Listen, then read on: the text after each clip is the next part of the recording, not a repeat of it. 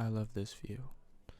Many people know this view, the view of Lake Tahoe from the peak of Highway 50.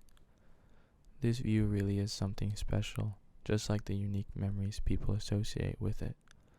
Trips to South Lake Tahoe, trips to the beach, or just passing by on their way to some farther away place. I too have a unique, special set of memories associated with this view, something probably quite different from most. I associate it with the drive through the old bird remnants of the Angora fire, the road around Fallen Leaf Lake with the view of Stanford Camp in the background, the steep hills that you have to climb, carrying bags so heavy your arms feel like they're gonna fall off, all the way up the quarter-mile-long trail until you get to see it. The second to last cabin on the Glen Alpine Trail, the Bacchetti cabin.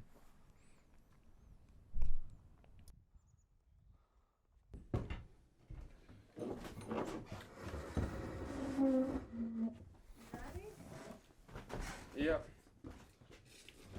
I know this cabin like the back of my hand. Every splintered board, every broken window, every nail sticking out of the ground. It's all so familiar to me. This place is my home, though I can only come up here in the summer.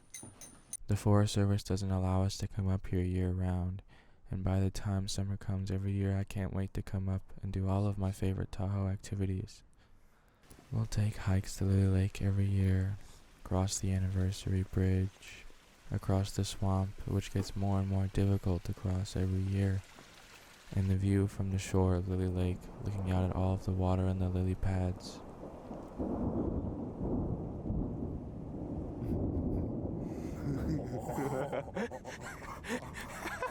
Oh no, man.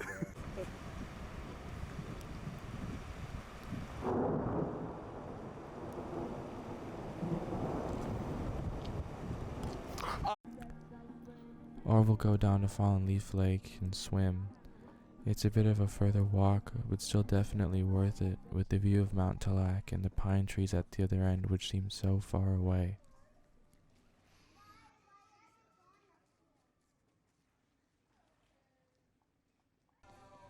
Some of my favorite childhood memories have been made at this beach right here.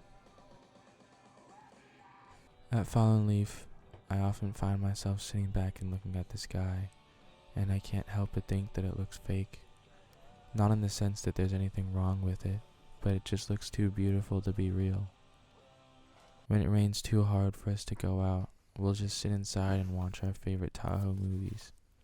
We watch all of them every year, sometimes multiple times, and somehow they never seem to get old. No, that was the one up the hill. The cabin wasn't always like this.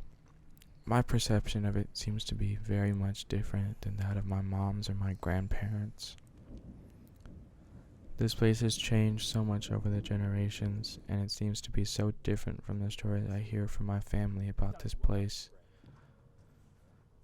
That doesn't make it any less special, though. This cabin has been with this family for so long, and so many of our memories are connected to it, that it's become a member of our family. And this member has existed for much longer than any of us have.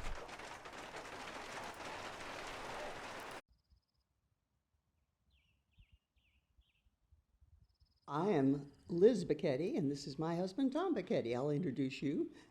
You can introduce me. Thank you. Our relationship to the cabin is we own it.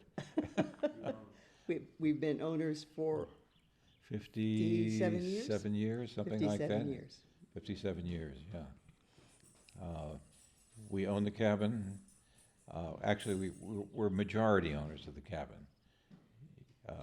Our children, your mother, and your uncle are part owners of the cabin. Yeah. In our estate, that ownership passes down and they get half shares. And Dia and Greg own half of the cabin when we're no longer around to own it. And we may change that. We may before get that, who knows? We may shorten that up and just give them each a half a share and none for us, because we haven't seen it in a while. Yeah. Fallen Leaf Lake has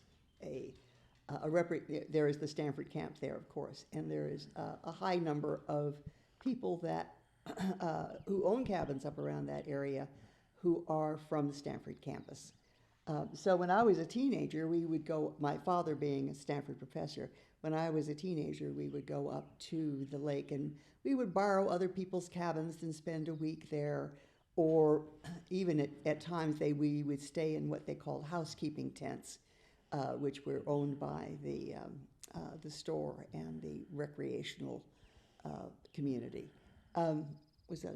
I don't know whether they were that organized, but in any event, my father wanted to purchase a cabin, and they were going up and down the trails at one point, and came across a cabin, which was the green cabin, and saw that it had not been used clearly in quite some time. So he went down to the Forest Service and found out who owned it, and wrote this woman a letter saying that he would, if she was interested, he would really would like to talk to her about perhaps selling the cabin.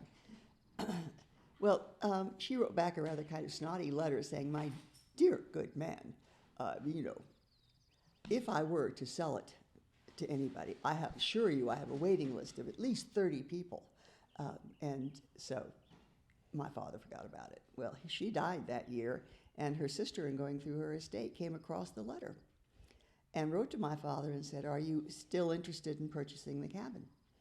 And he wrote back and said, "Well, yes, I am." And then she wrote back. It was a series of letters back and forth. This is back when we had snail mail. She wrote back and said, "Well, do you want one cabin or two?" Apparently, there were two cabins that were owned by this woman. So they wrangled back and forth for a while, and came upon a number, and the number was $6,000 for both cabins. And we purchased them, or my father purchased both of them, and then the Forest Service told him, "I'm very sorry, but one family cannot own two cabins. Two families can own one cabin, but it can't be owned. You're only allowed to have one cabin."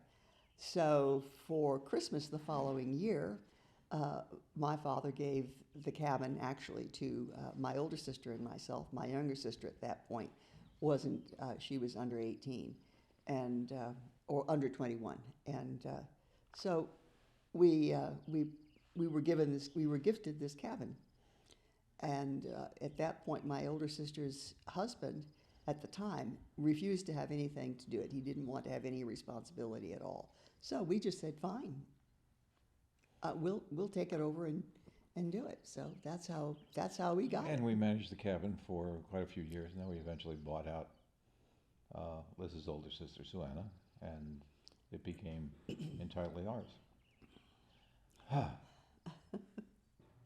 And it has evolved over the years. Yeah. Yeah. Suanna got divorced from her first husband and met somebody up at Fallen Leaf named Chet Breed and married him. Chet, I think, put the bathroom on. Chet and Liam and Gowan. And my father, yeah. And Wolf put the bathroom on and built a portion of the deck. We built the other portion of the deck, and that was a long time ago. The hardest part of building things up there is getting wood to the cabin, as you know. The cabin is not near any place close that you can drop wood off. There was a time when we were up there, and Chris Botsford and Bob Drews and I and one of Chris's friends named Howard Koch, we were carrying lumber up from the parking lot, the lower parking lot, up to build the deck. The deck is now considered by the Forest Service to be an illegal deck because it is larger than the footprint of the cabin, or something like that. A lot larger than, I think the decks can only be 50% of the square footage of the cabin, and ours is greater than 50% of it. So we're getting away with it for a while, and we'll continue to get away with it for a while. The deck needs a lot of repair.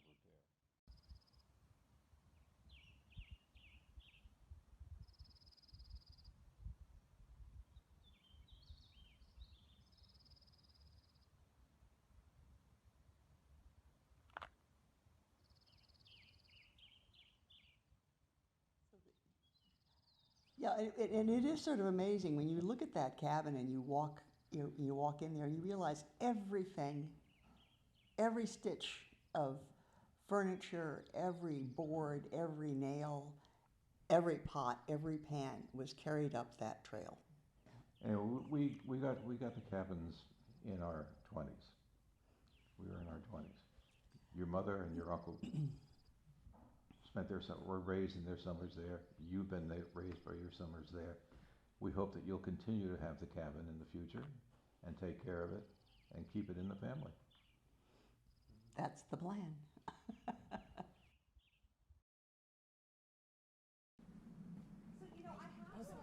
Earlier, when I said that the cabin has gone through a lot of changes, I wasn't talking about things like a change in color or a new roof. Over the last few years, there's been an overall deterioration of the cabin. Currently, we don't have any running water, and the cabin has taken a real beating from Mother Nature and its creatures. However, there isn't anything we wouldn't fix for this cabin.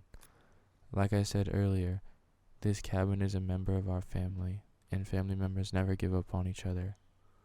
My mom, my friends, the rest of my family, and I will all keep working on this cabin and keep passing it down from generation to generation, so that future generations of our family can continue to have a place this special and have the same opportunities that we had to make memories like the ones that we made. This cabin is one of a kind, and we're so lucky to have it.